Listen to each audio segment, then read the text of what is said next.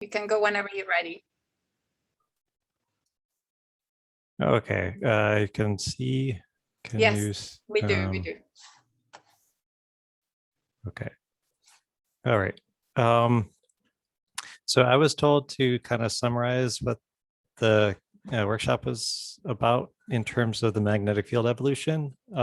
So I don't think I'm going to provide any sort of deep insights from my personal perspective, but I took it as a summary role. So I'll let the experts that presented kind of uh, communicate the results. So this was our schedule, and I kind of recognize that these talks were the ones that were most relevant to the topic of magnetic field evolution.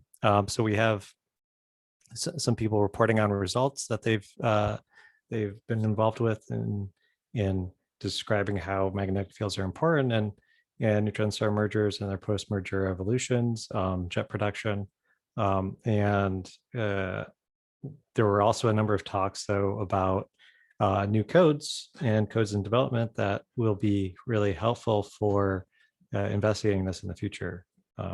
So I just want to first start with the codes, and then get into the physics. So the codes we heard from Leo Wernick about Illinois GRMHD and how they're now able to do tabulated equations of state. So they're able to do realistic neutron star mergers and use vector potentials and AMR block mesh codes that allow you to refine the neutron stars well and deal with AMR boundaries well with respect to the magnetic field. There's also there's been some work with the handoff. I'll mention Federico's talk later. And there's also now secondary, not a secondary code, but another code, Spritz, that will be able to validate and cross compare with Illinois GRMHD. And they are also working on neutrino leakage, and they have also a vector potential code, and they're getting up. They've got US tables implemented. So this is great progress. And then we've also on the post-merger side have now nuclear physics and neutrino physics in HARM 3D. We heard from Ariadna on her efforts to implement these methods into HARM, and some early results with toruses that demonstrate the code. So excited about this progress, and also because this resolving the magnetic field and the various instabilities with respect to the magnetic field require high resolutions and large dynamic ranges and time scales and spatial scales. We need to kind of be creative in how we grid these systems, and that may involve handing off simulation data from one code and one topology of a grid to another. So Federico described the TCAN's efforts and how we're dealing with this handoff, and a demonstration of how well it works, and it seems to be working pretty well. Mark Guevara also told us about the patchwork MHD code and how it could be used to place patches with different topologies in different locations where you need them for your problem. And Vasily Meves also told us about spherical NR, and this is a promising code for dealing with numerical relativity simulations that follow a spherical geometry, have spherical-like symmetries. So this could be a long-lived hypermassive neutron star that resulted from a merger event. So that kind of code would be really useful in that scenario. So some of the physics that we discussed, Shibata-san gave an excellent introduction to this. He demonstrated that at the level of angular momentum transport was crucial to predict the composition and the amount of ejecta that we see from these events. And so this can affect, the opacities. This can affect the light curve. This can affect the elemental abundances of the ejected mass. And so this is important to do right. And Daniel Siegel said, well, in order to do it right, you need to use, GRMHD and not alpha viscosity, because the ejection timescales are pretty different. And also the nature of the outflow is different. So that's, to some people at this workshop, it's not a surprise at all. So yeah, so then we also talked about what topologies, what are the initial conditions that we need to consider for these simulations. What conditions give rise to relativistic outflows, to jets? Seems like you kind of need at least a delayed collapse to a black hole, so that you'll likely have a magnetized disk surrounding the black hole that can then lead to magnetic field accretion, and then a relativist jet forming from that. We've mentioned that from Mosta's work that you can actually add you need a strong magnetic field, maybe because of the resolutions considered, maybe not, that you need a strong magnetic field to seed the post-merger remnant to create a powerful jet. Or maybe we're missing some ingredients.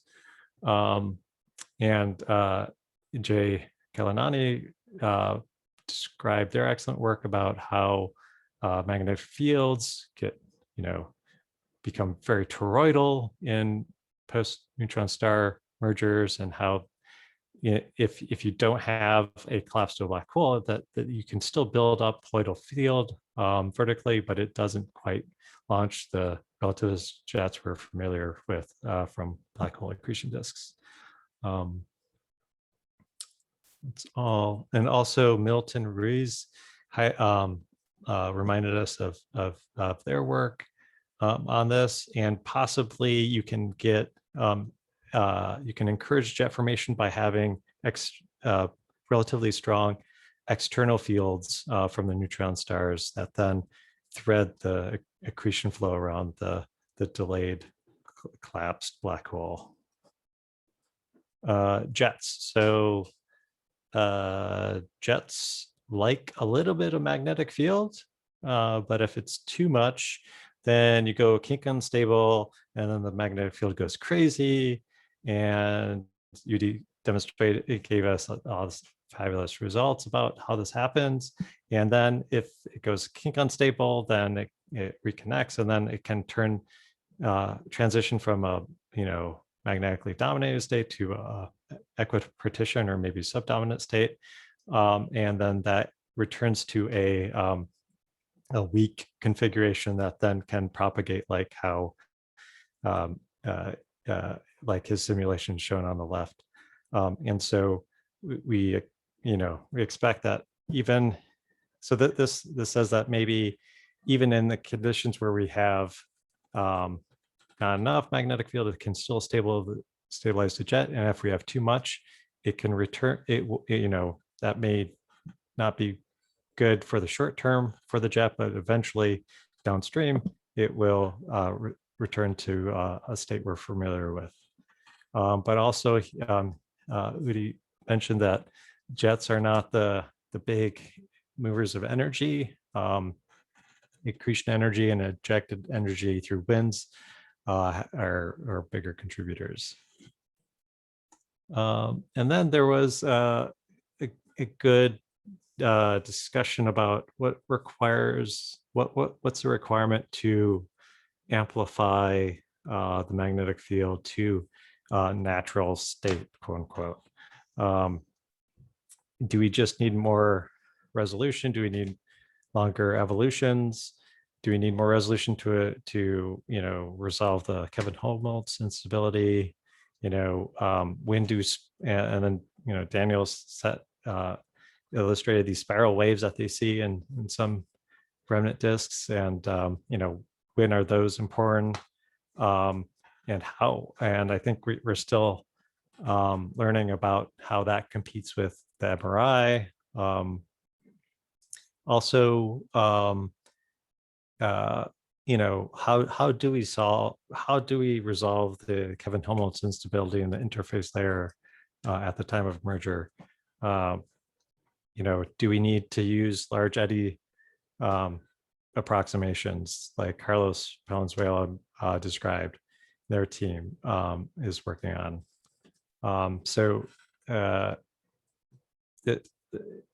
This then led to, well, okay, so Carlos made the point, you really have to start from weak fields, because in nature, these binaries have been, the neutron stars and the binaries been around for a long time, and so they've shed their strong, any strong field that they may have, and so we really need to use, in the before we have exascale clusters, we really need to use some approximation to deal with the sub cell physics that are missing. So he demonstrated a scenario with his large eddy simulations that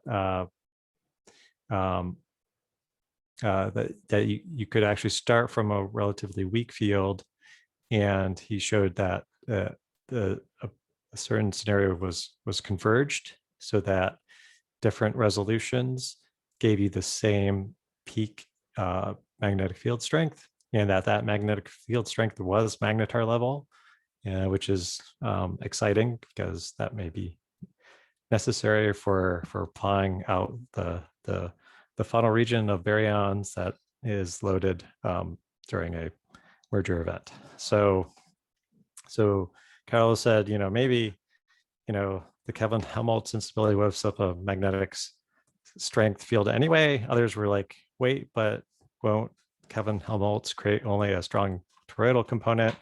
How can this launch a jet?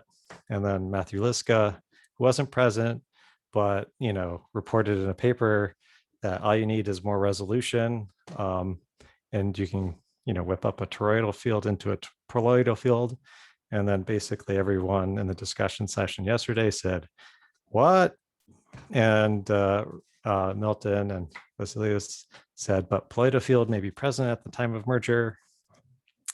This is not an exact transcript of the conversation. This is my summary. So I don't want to, put words in people's mouths, but I think this was what was going on. And then Wolfgang said, but how do these stars keep their strong fields after Solal? And that's, I think, basically where things left off. And so I think we're still trying to figure out what is, the initial magnetic strength, initial magnetic field strength that we need to start with, and what's the topology? Do the initial conditions get erased or become irrelevant because the various instabilities just kind of generate their own new field?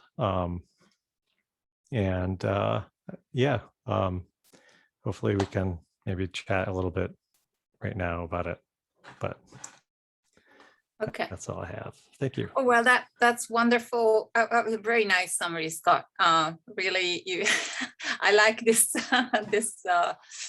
putting words in your, but it reflects pretty much the conversation that went on. So we're clapping you, and then I would ask for question. All right. So let's see if we can start the discussion on this topic, which is a very interesting one. Sorry, I didn't have my video on. I think you can keep it on for now. It's fine. So I have a question to start breaking out a little bit the clapping stage. I would like to ask you, well, if not ask, maybe people in the audience, since this is a discussion at this point. I mean, there was talking this morning from David about the bounds and the ejecta from the bounds. And when you summarize a little bit about the ejecta and that we need magnetic fields, especially you mentioned David Daniels, Dennis Siegel talk. So I think it'd be important that we kind of, maybe we're discussing a two different type of ejecta here, or are we in agreement on this topic? I don't know if everyone agrees on it, but I mean, I think from my understanding, there's dynamical ejecta, there's ejecta from a wind. I mean, Shibata-san was talking about, viscously viscous driven outflows, which is just kind of the disk spreading. But I'm not sure if that's how MHD's disks work. There is viscous spreading of the disk, but there's also wind generated that's kind of driven by the inner portions of the disk more. So I think all these processes happen. There's also the jet too, but jets may not always form. If the magnetic field it can, if there's enough orbital shear in the disk, then and some magnetic field, then you'll eventually get the MRI at least. And then it seems like Kelvin Helmholtz, though, can also help you generate the magnetic field that can thread a disk if it's present. And if that portion of the remnant doesn't immediately collapse into a black hole, right? I mean, that shear layer is right in the middle. So if it's equal mass scenario, then that shear layer is going to be where the black hole forms. So there needs to be enough mixing to mesoscale or macro scale level to kind of thread the gas that forms the debris disk. Yeah. So, yeah, is there anyone any more questions? Because I think. Hi, this is Jeremy. Yeah, Jeremy. Can you hear me? Yes, we do. Okay, great. Scott, can you remind me? I just don't remember. Let's say that the initial conditions do matter, even a little bit. Are these would the Kelvin-Helmholtz instability be driven by the initial conditions of the field strength outside of the neutron stars, or is it inside the neutron stars? And how different are those two fields? Are the fields like continuous in nature, and also in the simulations? How do the fields inside and outside of the neutron star compare? I'm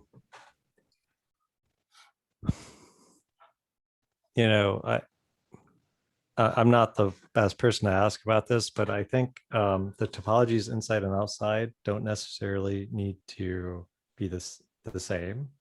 I think you can have a kind of a mixed up structure inside the neutron star, but it does have to be continuous with the outside field, right? With that said, I think the Kelvin-Helmholtz layer, well, I mean, the outside field would probably not be as strong as the inside field. Correct me if I'm wrong. But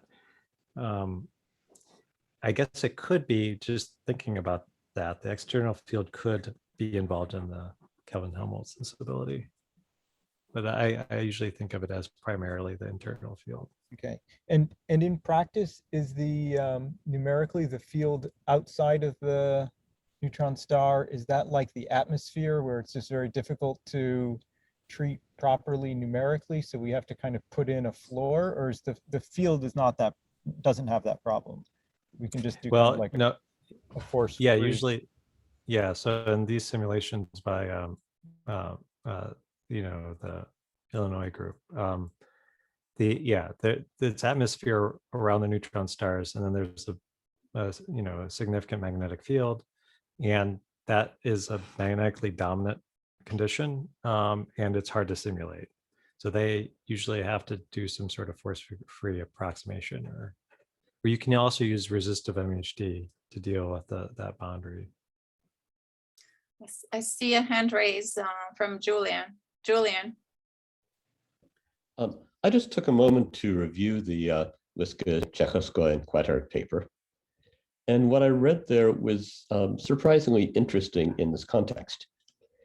The most plausible physical mechanism they raised for this magical creation of polyol field from toroidal had to do specifically with stagnation points in the inflow where the net accretion rate was nearly zero.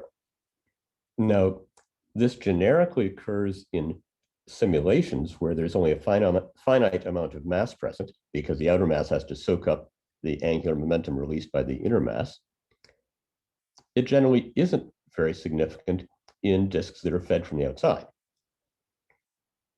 But in neutron star mergers, we're in exactly the situation of having a finite amount of mass deposited around the central black hole.